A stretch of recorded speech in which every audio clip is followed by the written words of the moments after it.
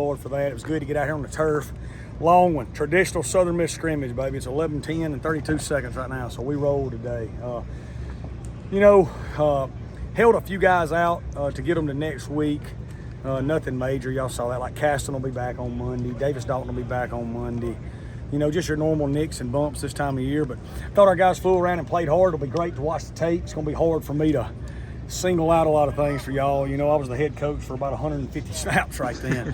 I thought it was awesome to get the kicking game work. I saw us go good on good, KOC versus KOR, and good on good punt versus punt return. So that's going to be awesome to watch. I thought those first three quarterbacks, really executed at a high level. Holman, Billy, and Ethan. Thought they all three made some plays. Don't remember them having a turnover, did they? All right, I thought they read things perfectly. There's some things they're going to want to do a little better. But, I thought we grew at that position. Saw us get the ball out on D a few times. It was our young guys on offense have got to learn. They got to protect the football to be here. But I saw Bro Darius got one out. And old Pup Centario scooped it up and scored from Hazelhurst, Mississippi, baby. And MJ Daniels punched one out and Jay Stanley recovered it. So that was good to see. Kickers, for the most part, I believe, kicked well. Kickoffs were good. So we'll get in here and grade the tape, and we'll continue moving forward. Got one more week of fall camp and a great opportunity to get a little bit better every day. So with that, I'll open it up. Zach Wilkie. Zach is with family today. They've got a family thing they're handling, and so he had to miss today with family. And Michael Caraway was at a funeral today. They had a tragedy, over there in that area where his aunt passed in a terrible car crash. So he was at a funeral, and Zach was at a family function today. So that's where we're at with both of them. Coach, based on the quarterback play today, how much closer, did what you see help you to establish a timeline of when you're going to starter? Yeah, my timeline's not changed. They know that, we know that. I've been open about that. We are targeting the 22nd. That's when we flip mantras from fall camp to getting ready for game week. So we would like to name a starter on the 22nd. I will tell you that I think Ethan Crawford's heavy in the lead for the 3 spot right now with the way he's playing. He's really pushing. He is going to be a dynamic player if he keeps going. And they're all playing good. You saw McCormick make some plays today, and Lang is so solid. And Austin Gonzalez is a really sharp young man. It's going to be a good one, too. But the way Ethan's been playing over the last 5 days, I think he's jumped ahead of everybody else for the number 3 spot right now. Are you leaning one way or another for the number 1 spot right now? Nope. I can't wait to practice on Monday, Tuesday, Wednesday, and Friday and Saturday, And it's not, I say it every day, I'll just record it and say it. I don't think anybody's playing bad, which is a positive. I think they're both playing at a high level. What'd y'all think today? I thought they looked good. You know what I mean? And whoever we choose is going to be somebody who's playing at a really high level if we keep this going, which is good to see. First line's established for the most part. I think this year your second line is more productive and more sound than it's been in a long time. Yeah, I think it was reported the other day when y'all interviewed me that maybe the first line was established. I don't remember really saying that, but we got a lot of guys back. I think we still got some competition right there. Chris Hayes is a young tackle that's pushing. Shardez Taylor, Matt Riles, Will Saxton are pushing. Luke Rogers is pushing.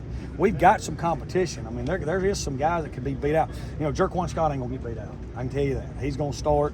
Those other 4 are all playing good. Bryson Mays and Kyron Barnes are playing really well. John Bolding has been more consistent lately, and Bryce Ramsey also has too. So we feel good right there. But those young guys are pushing now, and if at any point they become the better player, they'll play. And we feel comfortable with James. But Gabe Cavazos going to be a really good player at tackle. It's been good to get him back from a hamstring. He's looked good the last 2 days. So we have more depth there than probably we've ever had. But to that, you wouldn't have trouble running 10 guys out there, feel safe with it? No, we'll play. I suspect we'll play 10 guys, especially early this year. And our second group of O-linemen's better probably than most of our starting. Pass to Chandler Pittman. We hit Kenyon out in the flat on a pass. We're getting them involved in the passing game more. Rambo caught some passes. And like you said, Drake, man, he's a stud, and he's going to be a stud in the kicking game. We're excited to have him. Your turn. Yeah, well, you kind of mentioned it, but those 2 guys making some explosive plays like Rambo. As you look at it as a head coach, how much is it obviously credit to the offense making a great play, but also trying to get in there and make the tackle?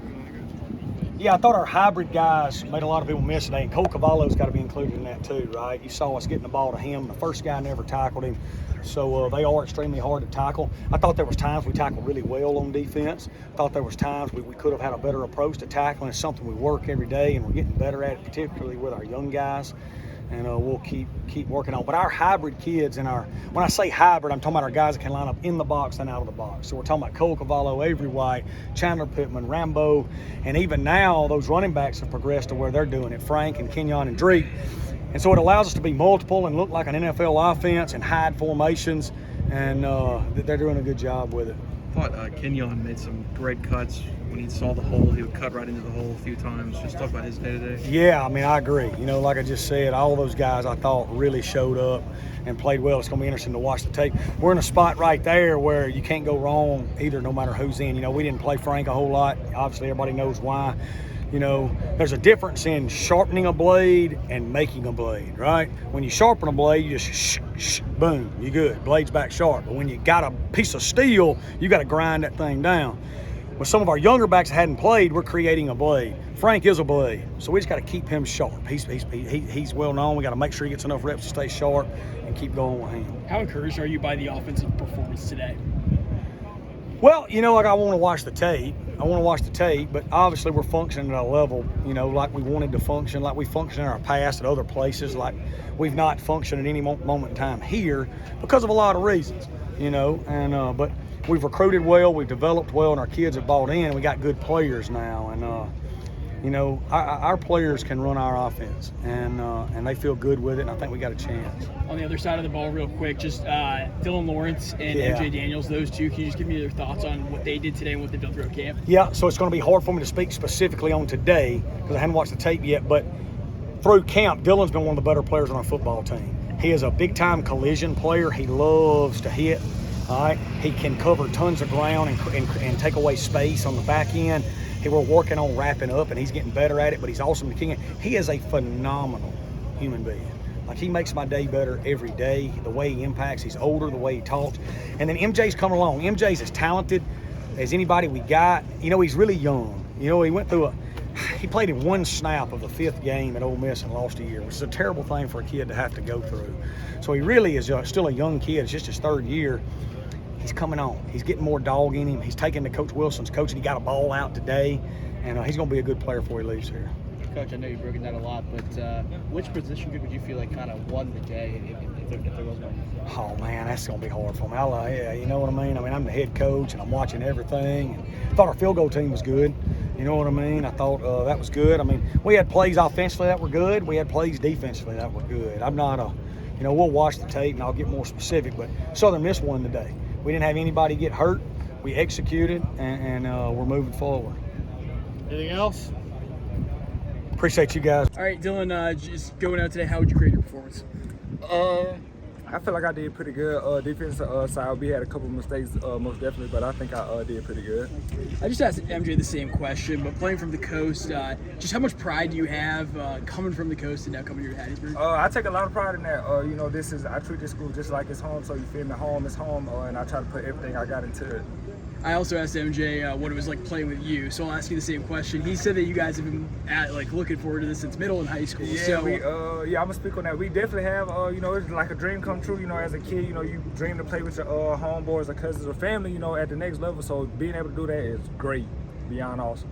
Coach Hall also said that seeing you makes his day better.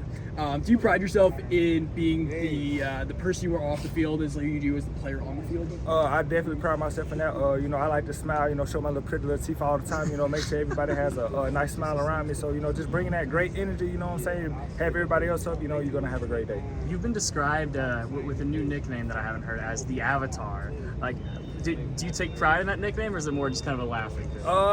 It's more like a laugh. They gave me that back in the spring, and I kind of just been rolling with it. But every time I hear that, it just kind of gets me going now. I think maybe you'll get some blue on your gear, I might get like a blue mouthpiece. Dylan, who's the toughest quarterback to defend? Ooh, y'all making it hard for me right there. I ain't gonna speak on that one, but we have some really good QBs. They're doing real good, and I just can't wait to see who's gonna get the spot. What impresses you with each quarterback, Coleman and Billy?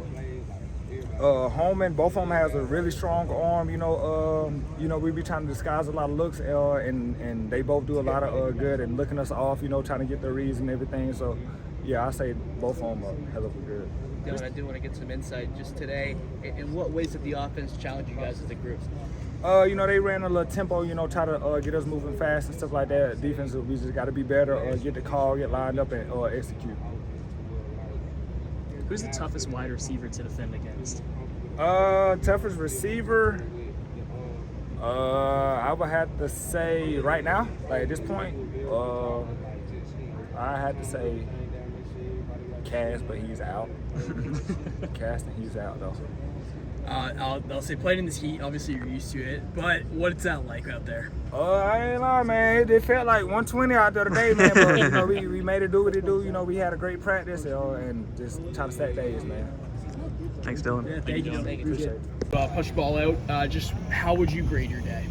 How would I grade my day? I would say it was an alright day, around about like 85%. I left a lot of players on the field. Got blocked on a couple plays, but I made the best of all my opportunities when they presented themselves. A lot of guys from the coast right now who are making their name felt with this Southern Miss team. How do you feel like you're fitting in, especially coming over to the program? I feel like I'm fitting in a good way. I had a lot of knowledge coming from the other programs, so I'm just putting that in with the young guys and trying to bond with the guys that's already here and become Southern Miss. How has your time on the coast really helped you get to this level of football? My time on the coast, there's some great football players down there, a lot of competition. We have fun every Friday night, and then I come up here, see some of the guys I played with, I played against, and it's just like, man, I'm in high school all over again, but it's a lot funner. Who's the hardest quarterback to defend against? That's a tough question. We have a lot of great quarterbacks on this team, but I give it to Billy because there's so much he can do. He can throw it, he can run it. He can put the ball in a lot of good places. So you really gotta have great technique the whole time. And adding on to that, who would you say is the toughest receiver to defend? Oh, I got to get at the Frog, man. Frog. I don't know. Frog and B. Hayes, it's a tough race because we both give each other work, and when we line up, it's gonna be a show. What's the experience been like now that you're officially here, transferring over after that whole thing? What's the experience been like since you've gotten here? Oh man, I love it, man. Coming to a program where everybody has the same mindset, we all want to win. It's just like I'm in a different culture, like AIE. I really believe in that, and Coach Hall, he's a great guy. I'm happy he took me in, and we're just gonna have a great season this year with all the guys that's here. And playing with Dylan, what's that been like? Man, it's like a dream come true. That's what we always wanted to do growing up. We talked about it middle school, high school, and now it's happening. So, man, it's a dream come true. I wanted to get what the message from Coach O'Brien was following today's scrimmage. What'd you say? The message from Coach O'Brien, what did he kind of tell you guys as a group following today's scrimmage? He just told us we left a lot of players on the field. There's a lot that could be fixed, but overall, we gave a great effort the whole day. A couple of guys got tired, but nobody quit. We just kept going. What would you describe your relationship with Coach O'Brien? It's kind of like having a big brother, man. Coach OB, he cool. He gonna be cool with you, make you laugh. But when it's time to work, it's time to work. Thanks, MJ.